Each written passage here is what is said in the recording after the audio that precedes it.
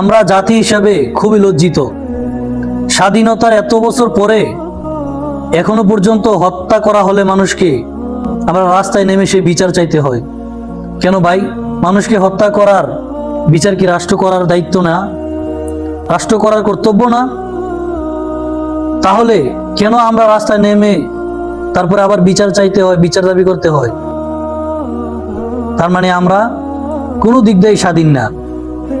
আমরা শুধু মুখেই বলি আমরা স্বাধীন, আমরা যুদ্ধ করে দেশ স্বাধীন করেছি, আসলে কোনোভাবে আমরা স্বাধীন না।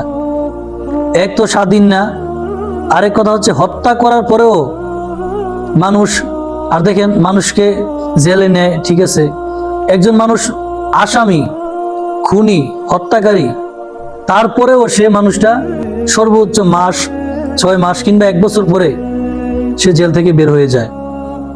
কেন ভাই? দেশের এই পরিস্থিতি কেন? এই দায়গুলা কে নিবে? একজন মানুষকে হত্যা করে ফেলে, সে 2-4 বছর জেল খাটার পরে আবার চলে আসে, আবার হত্যা করে, তাহলে দেশের বিচার কই?